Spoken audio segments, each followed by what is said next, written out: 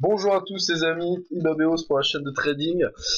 Ça fait très très longtemps qu'on s'est pas vu, que j'ai pas fait de vidéo non plus, c'est aussi totalement de ma faute, je l'assume. Dans un premier temps, je voulais déjà m'assurer que vous allez tous très bien en cette période compliquée pour tout le monde.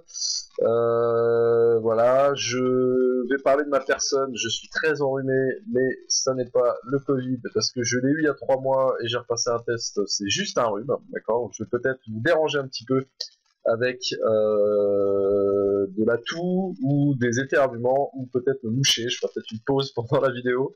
Voilà. En tout cas, j'espère que vous allez tous bien, je vous souhaite une très bonne année aussi à tous. Et j'ai un problème, je pense, de micro, voilà, donc je vais déjà parler un peu plus fort que d'habitude. J'ai réglé sur mon petit Camtasia le son du mic quasiment au maximum pour éviter les grésillements quand on le règle au max. Voilà, et j'espère que vous allez bien m'entendre. Je vous conseille quand même de mettre un casque pour avoir un maximum de d'utilité, enfin un maximum de son et de compréhension de la vidéo. Alors, c'est juste pour parler de mes positions, rien de bien neuf sous le soleil. Vous savez que depuis un moment, je suis plutôt un swing trader désormais, qui me permet en fait, honnêtement, de jeter un coup d'œil au marché. Voilà, jusqu'à entre 21h30 et 22h, je vais surveiller. Alors, je suis chez un courtier en particulier, vous avez tous reconnu lequel, je ne vais pas vous le cacher. Et du coup, je suis sur tous ces actifs, l'ensemble des paires Forex, à part certaines que j'ai enlevées, je dirais les plus exotiques, les indices, les matières premières, les actions, parce que maintenant on a les actions aussi dessus, que ce soit les actions US, allemandes, françaises, anglaises, voilà, et des paniers d'actions. Donc voilà, je fais le tour de tous ces actifs-là tous les soirs, plus évidemment les crypto-monnaies. Et j'ai en parallèle parce que le problème de mon courtier, c'est que comme il référence à peine les actions, le problème après c'est l'historique de ces cours, et pour ça je vais analyser sur tout simplement un site internet que vous connaissez tous aussi, qui s'appelle TradingView. Voilà, ça n'est pas mon courtier, donc je ne fais pas de pub dessus. C'est un accès, moi je suis un accès gratuit basique, parce que j'ai pas besoin de faire 36 millions d'analyses. J'ai vachement simplifié mon trading aussi depuis des années. Et voilà, donc j'ai des listes favorites, etc., etc. Et voilà, j'analyse dessus.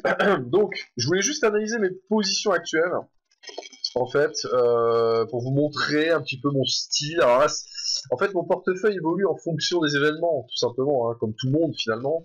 Et comme je me concentre pas forcément sur un seul actif ou deux, je suis sur à peu près, si je compte les cryptos, alors les cryptos honnêtement, voilà, il y en a des masses, mais j'en ai certaines. Je vais plutôt me concentrer entre 150 et 200 actifs. Alors vous allez me dire, attends, c'est pas possible, comment tu gères ton truc?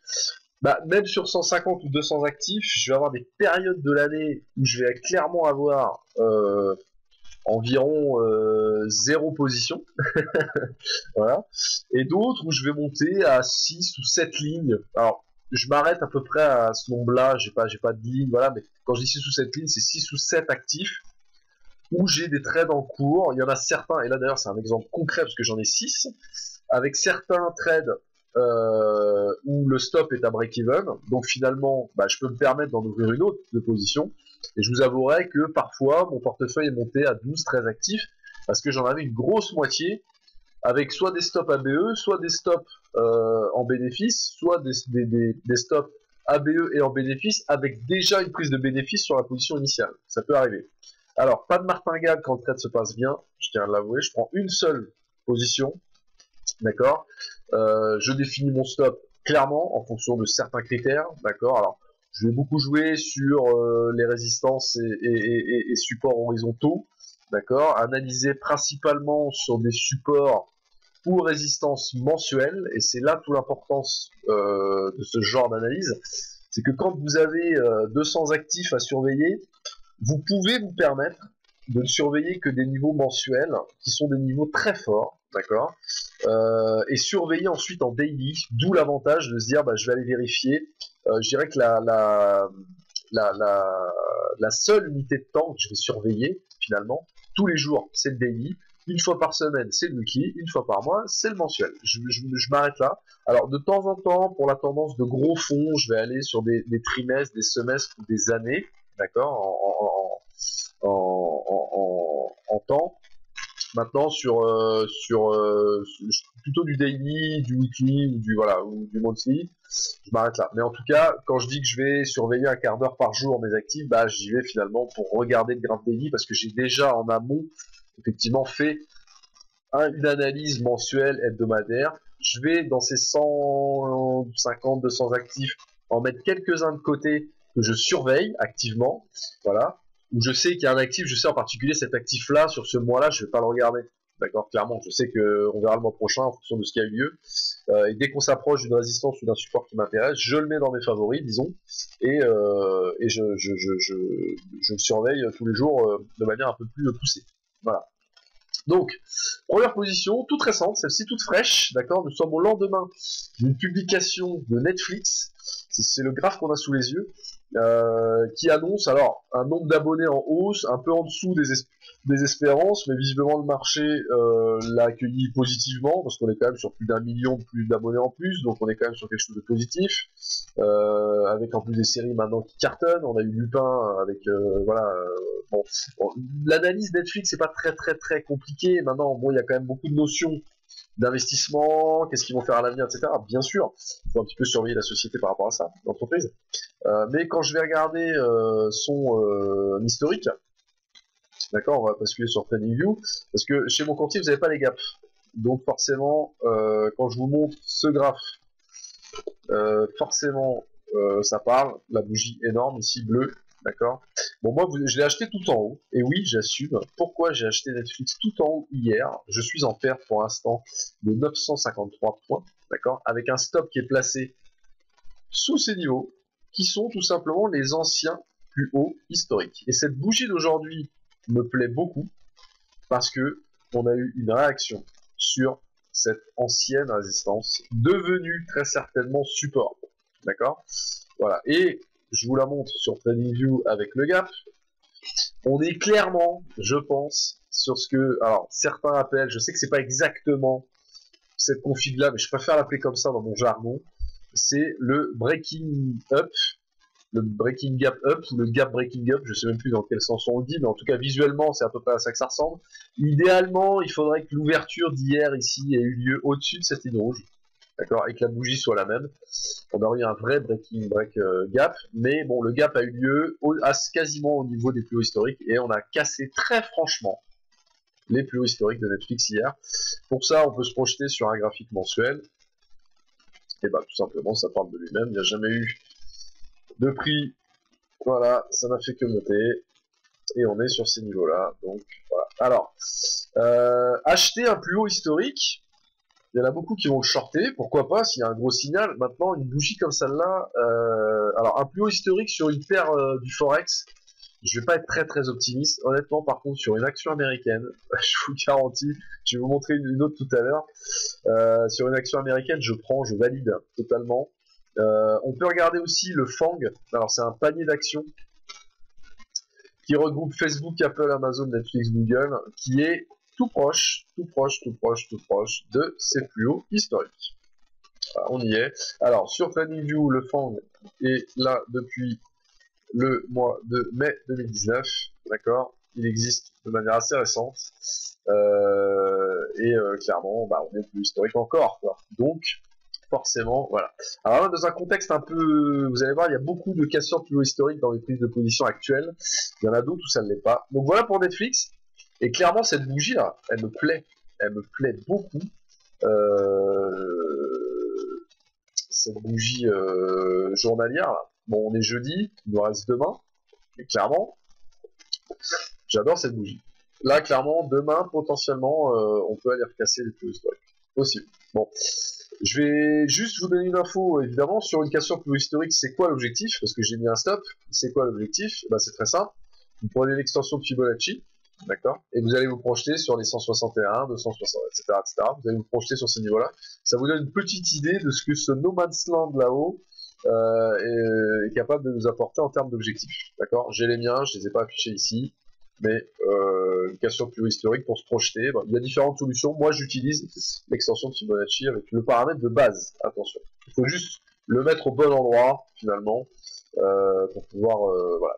Donc, vous voyez les volumes même hier, hein, on a tout pété, là. On a vraiment éclaté le truc. On est vraiment sur une cassure franche des plus hauts historiques sur Netflix, et je suis en position à l'achat. Après, à vous de régler, évidemment, nous sommes sur CFD, le levier, en conséquence, je perds 1000 points, c'est pas dramatique, d'accord, c'est clairement pas dramatique, et j'en vise à peu près 10 000 sur ce trade minimum, grand minimum, parce que je suis sur un stop en termes de pips, toujours, hein, attention en termes de pips, parce que c'est quantique qui lance comme ça, 5000, donc je suis sur un rapport d'1 pour 2, avant de prendre mon TP1, je précise, voilà. Je suis assez chargé en plus dessus. On est également sur, enfin je suis également sur Tesla, d'accord. Tesla, on va d'abord aller voir la configuration sur Tesla. Je crois qu'elle est là, elle est là, voilà. Donc sur Tesla, bon, je me suis mis un petit range là, tac. Mais bon bah Tesla c'est pareil, ça part de lui-même, le marché américain c'est une folie, de toute façon autant en profiter, j'ai envie de vous dire, ils vont monter, franchement ils montent, je vais prendre, j'en ai marre de me dire je vais shorter ça, mais non j'achète ça, clairement, il y a vendre ici, mais c'est suicidaire, suicidaire. Après on peut acheter sur repli, c'est possible, hein, mais les replis, putain, franchement parfois faut les trouver quoi, franchement faut les trouver. À part des cassures de range, voilà, et on achète un peu historique. Là, honnêtement, en daily, depuis le début de l'année, mais on fait que ça sur Tesla, en fait. Vous voyez, imaginez-vous, début 2020, l'action était à 100 balles. On est à 845. C'est un truc de fou. C'est un truc de dingue. Et moi, je l'ai acheté, cette action. Je l'ai acheté sur mon courtier, donc toujours en CFD. Hop, ici. Voilà. Donc je suis à 19 961 points de bénéfice, mais bon c'est que des pips hein, évidemment. J'ai dû acheter, bah, je crois, sur la cassure du plus haut ici, donc le 7 décembre. Je suis rentré début décembre. On avait GT, j'avais mis mon stop là, sous ce range là en fait, sous l'ancien range, d'accord. On l'a jamais touché, et puis on a été titillé la moyenne 20 périodes, d'accord. Voilà, et puis on est remonté, et puis on est en pleine tendance, on épouse la MM7 ici qui épouse bien le cours, tranquillement, ça y va. Voilà, on a fait que de péter les plus hauts historiques, donc je me suis gavé 20 000 points. J'ai déjà pris un bénéfice dessus, mon stop derrière est à break-even, j'ai pas d'inquiétude à me faire sur Tesla. Je pense pas, en tout cas, maintenant, peut-être qu'on va aller toucher mon stop, mais j'ai déjà pris, je pense, 60% des bénéfices dessus. 60% de mémoire. J'ai dû fermer, je crois, sur la position là, il y a quelques jours, hein, maintenant, quelques semaines même d'ailleurs, parce qu'on est sur ouais, 7 ou 8, un peu comme ça, ouais, je sais plus. Bon bref. Bon voilà, la position est en cours. Donc voilà pour Tesla, c'est pareil, même config, cassure plus historique, on achète, c'est tout simple, entre guillemets, hein. Après il faut tomber dessus, hein, évidemment, c'est pas toujours le cas. Je dis pas qu'il faut le faire systématiquement. Voilà pour la deuxième, d'accord. Google, pareil, acheté hier. Bah, je vous le cache pas, j'ai acheté Netflix et Google hier, parce que Google, bah pareil, regardez, hop, cassure plus historique, l'action à 1898 $ ce soir, voilà, l'historique Google, hein, sur en mensuel, voilà, si ça c'est pour acheteur les amis, c'est assez incroyable, on a du stock depuis 2014 d'ailleurs, voilà, honnêtement, voilà, ça parle de lui-même, il n'y a pas à chier. Moi je me suis mis une ligne rouge, hein. Évidemment, en cas de repli j'ai acheté ici, environ à 1537. En cas de cassure de plus historique, j'ai acheté aussi ou gros signal vendeur sur ma ligne rouge, mais honnêtement il n'y en a pas eu quoi. Enfin, très peu quoi. Il y en a eu un, mais je crois que je l'ai pas pris de toute façon. Et mémoire, ouais, non, je l'ai pas pris. Ouais, cette bougie là ne me plaisait pas trop. C'est une belle englobante pourtant. Mais d'ailleurs, on aura fait du bénéfice. Mais bon, dans une config comme ça, bon, c'est compliqué. Là, franchement, j'achète les yeux fermés. Et du coup, on est, voilà. Alors, on était en bénéf, j'étais en bénéf là dans la journée. J'étais à plus de 1000 points de bénéf, ce qui est pas grand chose parce que j'en vise aussi 15 000 là sur Google. Mais la journée commençait bien. Il y a un petit, voilà, une petite bougie qui fait pas trop là aujourd'hui. Mais bon, le stop, vous voyez, est placé pareil, hein, en gros, pour faire gros sous les anciens plus hauts historiques. Tu vois, cette petite cassure la franche et nette qu'on a fait hier est placé bien en dessous. J'attends, à vous de surveiller, vous aurez la vidéo de toute façon très rapidement.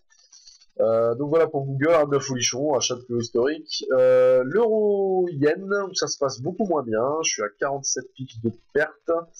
Bah, tout simplement, celle-ci, c'était une cassure de range, d'accord. En gros, je vais tracer le rectangle, c'était à peu près ça, là. Voilà. Tout simplement avec bah, sur cette bougie là en fait, voilà, cette belle cassure. Alors pareil, dans ce cas-là, il y a plusieurs écoles. Moi je préfère le prendre maintenant. Il y en a qui attendent 50% du retracement de la bougie. C'est vrai que sur le Forex, je devrais le plus le faire parce que ça arrive plus souvent. Franchement, sur les actions, on peut aller vous oublier et partir tout droit. Mais sur le Forex, ça arrive assez souvent les corrections. Alors, vous voyez un peu aussi le niveau qui m'intéressait sur l'euro-yen. Voilà, donc on a titillé 1 milliard de fois ce niveau ici, ici, ici, ici, ici, ici, ici, ici, ici, bref. Niveau clé pour moi, les 126, 72, là. C'est ça, hein, je crois. Si j'avais envie, je vois pas trop la case. 126, 72, c'était un peu le point clé pour moi. Et du coup, ce range et cette cassure de range, j'ai été très patient, a eu lieu justement sur ma ligne. Alors on peut la dépasser parce qu'on est sur des niveaux mensuels, forcément. Et donc on a eu ce beau range avec un faux un boot trap, d'accord. J'espère qu'on n'est pas sur un bear trap parce que c'est ça chiant. Alors vous voyez, on a fait du bénéfice, j'ai fait du bénéfice pendant la journée, j'ai refermé. Moi je vise le TP1 ici, à 123. Le TP1 je vais le dessiner comme ça, pour faire pour vous. Là celui-ci est un peu mieux construit comme ça, hein, déjà. Un petit peu mieux, hein, ça nous montre un peu plus ma façon de faire. En gros c'est ici, hein, à peu près. Ouais, peut-être même un peu plus. Peut-être là. Ouais, plutôt là. Plutôt là. Voilà, en gros, ça serait à peu près ça mon TP1. D'accord. Et le TP2 ira certainement ici à 119. Bon, on n'y est pas. Mais en tout cas, bon, voilà. J'ai frôlé le stop 2 jours d'affilée, là. Donc, comme quoi, ça veut dire qu'il est bien placé. Il est tout simplement, c'est tout simple, hein, au-dessus de ma bougie qui a cassé mon range. Cette énorme bougie impulsive. Ouais, il est au-dessus. Quelques pips au-dessus. Il est bien placé, il est très bien, hein. Il bouge pas. D'accord.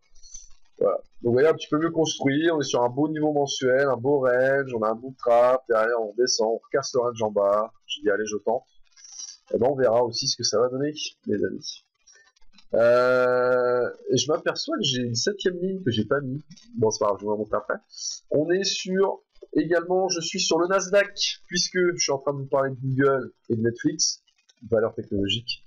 Le Nasdaq hier a également cassé ses plus hauts historiques. Et là, on parle d'un indice américain. D'accord. Tac. Voilà, le Nasdaq en mensuel. De toute façon, si vous suivez les bonnes personnes sur Twitter, on vous en parle régulièrement. Les marchés américains, c'est une folie. Voilà. Vous avez un peu le truc, c'est la folie. Donc, on a cassé les plus hauts historiques, j'ai pris. D'accord. J'ai pris à l'achat. Je suis pour l'instant... Mais j'ai pris hier soir aussi. Hier soir, j'ai pris Google, Netflix, Nasdaq. Voilà, je me suis mis sur les valeurs technologiques. Tesla, voilà, on fait partie aussi. Mais ça fait plus d'1 mois. Donc clairement, valeur technologique américaine, bah, c'est un petit peu là, du coup, 60% de mon portefeuille, pour l'instant. Mais ça peut être très variable. Tesla, bon, je l'ai allégé grandement. Je dirais qu'en termes de valeur, je suis à peu près à 40% du portefeuille. 40, 45, un peu comme ça. Donc voilà, Nasdaq, pareil, j'ai pas de pédagogie à faire là-dessus. J'ai pris un plus haut historique. On est sur une bougie en plus, regardez. Il est 21h48, 49. On va clôturer quasiment au plus haut de la journée. En tout cas, pour l'instant, il peut y avoir un net repli de Nasdaq, on le connaît. Hein. Enfin, je le connais maintenant, Coco. Depuis un moment déjà, depuis très longtemps. D'ailleurs, mes premières vidéos sont sur le Nasdaq, donc c'est un actif que je connais très bien.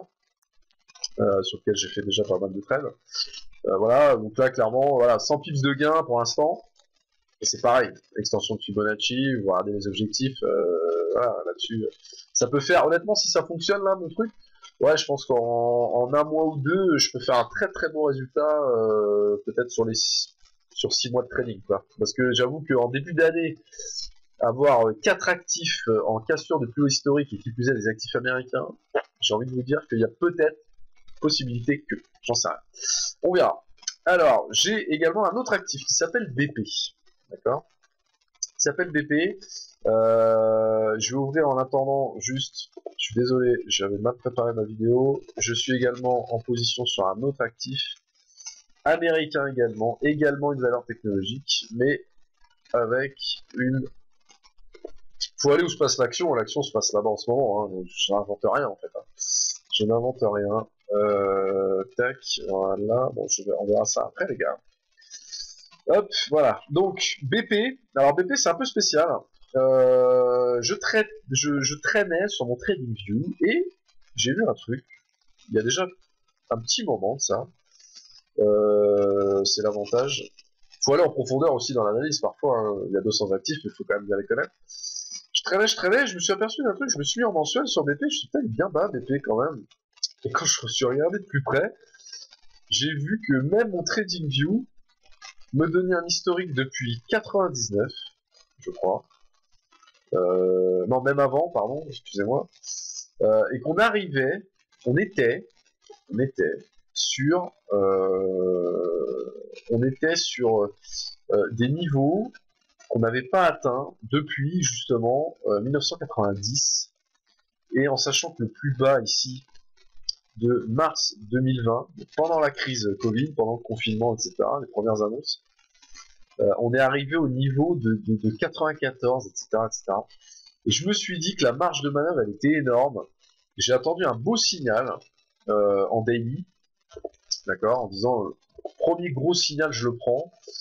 J'aurais même pu vous dire à l'heure, au moment exact où je l'ai pris, BP, mais je crois que je suis rentré. Alors on va aller voir sur mon courtier. Je suis rentré ici. J'ai dû rentrer là, je crois. Vous voyez ce beau signal daily là. Je crois que ça en plus c'est sans gap, hein. Donc honnêtement, on est sur tac, 9 novembre, ça doit être ça, hein. Ça doit être ça, je crois, ouais, c'est ça. Voilà, on était sur un fort gap qui pour moi allait breaker. Voilà, honnêtement, je le voyais bien breaker. On a clôturé au-dessus des bandes de Bollinger. Je me suis dit, il y a possibilité que je vais prendre une petite position. Assez faiblarde, je l'avoue, mais avec un objectif très fort et franchement long terme, d'accord, qui est de me dire minimum 38 $ l'action, d'accord. Je l'ai acheté à combien? Elle est là, ouais, elle est là. J'ai acheté à... Attendez, on n'est pas sur le même truc là. On n'est pas du tout sur le même truc. C'est pas le bon graphe que j'ai là. Bon, c'est pas le bon graphe, tant pis.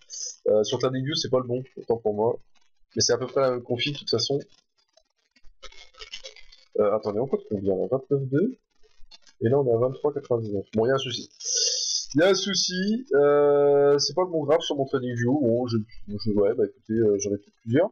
Bon, j'en ai pas plusieurs quand même. Bon, désolé, il y a un petit bug. Bon, en tout cas, je suis en position. Je suis gagnant. J'ai pas fait d'erreur à l'époque, je pense. Alors, si j'en ai fait une, c'est une énorme boulette. Et c'est marrant que je m'en aperçoive en direct avec vous. C'est marrant ça. J'ai plus dans mon portefeuille depuis un moment, donc j'ai même plus fait attention. Les BP. Bon, attendez, on va regarder sur TradingView, les amis. Là, ils disent BP US, américaine. C'est vrai que j'ai pris. Ouais. Bah oui, forcément. C'est le BP du NICE que j'ai pris. Alors que nous, je pense qu'on est sur celui-ci. Bah non, il est dans ma liste de surveillance. Justement. Donc c'est bien celui-là que j'ai pris. Eh oui, c'est celui-là. Ok, bon bah c'est ouais, compréhensible. Bon, c'est pas grave. En tout cas, le graphe se ressemble très fortement. Ok, bon bah écoutez, voilà. Donc je suis rentré, je suis bien rentré, j'ai bien fait de rentrer. Je suis pour l'instant 52 pips de gain, en sachant que j'ai déjà pris un petit bénéfice, je crois, j'ai allégé de 20 ou 30%. Et les 70 restants, mon stop est à break-even, j'ai pas de souci à me faire sur cette position. Voilà. Voilà pour BP. Vous voyez, j'étais dans les méandres des historiques jusqu'en 94 pour m'apercevoir que ouais, il y a peut-être une opportunité là. J'ai surveillé, j'ai pris. Quand on regarde ma dernière position, Intel Corp, voilà, sur le marché américain. Alors là, on est sur un truc un peu mieux construit. Quand je dis un truc, c'est une analyse. Après, c'est vrai que c'est tellement poussé, hein, il m'en faut assez peu pour entrer en position, franchement. Il y a des configs, je les prends comme ça. Alors, allons voir. Sur tac tac tac Bah écoutez, on a dit INTC. Il est où INTC? J'ai dû le passer dessus. Hein. Il est là. Alors, Intel, pareil. J'ai surveillé un niveau mensuel qui m'intéressait. Tac. Voilà. Là, c'est ce niveau. Voilà. Niveau vert, clôture ici en juin 2018. On a retitillé, on a méché, on a reméché ici en mai et juin 2020. D'accord. On a cassé ces niveaux et on est revenu sur ce niveau. Ok. Et en fait, en daily, ce qu'on a fait sur ce niveau, et c'est là où ça prouve quand même que, vous voyez, juste un seul niveau pour repérer un beau, alors ce qui était devenu une résistance mensuelle à l'heure où je regardais le graphe, d'accord, qui était avant un support mensuel sur les mois précédents, eh bien, faut le garder parce qu'en mensuel, voilà, ce qu'on a fait en daily. On a gapé à la hausse, d'accord, et on n'a pas comblé ce gap, déjà pour commencer. On s'est arrêté sur mon niveau. D'accord, regarde un petit peu en plus la belle config. On a gapé à la baisse ici. On a regapé à la baisse ici. Et on regape à la hausse ici. On gape en sachant qu'on va on va directement, quasiment à l'ouverture, combler le gap qui datait de juillet 2020. D'accord. Donc on a comblé le gap et on n'a pas été chercher à combler le gap qui venait d'avoir lieu. Et on a titillé le niveau et je suis rentré sur cette bougie. Je crois de mémoire que je suis rentré sur il y a 2 jours. Ouais, c'est ça. Hein. Ouais, c'est ça, regardez. Ouais, je suis rentré là. Je suis rentré ici. Voilà. Bah, tout simplement, voilà, hein, on a une petite correction du gap, on est rentré, et derrière, bah écoutez, voilà. Ça parle de lui-même. Hein, ça parle de lui-même. Hier, j'en ai un peu dans le vide, et aujourd'hui, décollage. Décollage, décollage. Donc maintenant, ce qu'on se dit, bah, c'est quoi l'objectif, les amis? Parce que c'est toujours le principe. Mon stop, il était placé assez loin, comme vous l'avez vu. Il était là, tout simplement. Il était un tout petit peu en dessous du gap. Il était sur ce niveau-là, en fait. D'accord. J'ai vraiment misé sur le fait qu'on comblait pas le gap, parce que j'ai pas acheté un plus haut historique. Hein. J'ai acheté un repli sur un niveau mensuel. Donc j'étais quand même sur un truc un peu plus safe que un plus haut historique où il y a un gap en dessous, etc. Voilà. J'étais sur un truc bien plus safe, bien mieux analysé, j'ai bien attendu le repli. Honnêtement, il y aurait eu peut-être une bougie la verte, grande bougie verte impulsive, j'aurais peut-être pris là-haut. Oui. Mais il y a eu une bougie rouge qui a tapé mon niveau, qui ensuite a végété avec un beau doji là. Donc je suis rentré, voilà, c'est tout simple. Tout simple, tout simple, tout simple. Faut pas aller chercher midi à 14h. Et je suis à 1500 pips de bénéfices dessus. Voilà. Donc voilà mes 7 positions actuelles sur le marché. Et ce qui va être intéressant d'analyser, peut-être, je le noterai au fur et à mesure pour faire peut-être à la fin une vidéo récap finalement de où en est le cours aujourd'hui et savoir si je suis toujours en position ou pas. J'attends, mais en tout cas mon portefeuille se porte plutôt bien pour l'instant. Pour ce début d'année, cette fin d'année 2020 et ce début 2021. En tout cas les amis, je vous dis à très très très bientôt, j'espère. Portez-vous bien, prenez soin de vous et de vos proches. À plus, ciao ciao.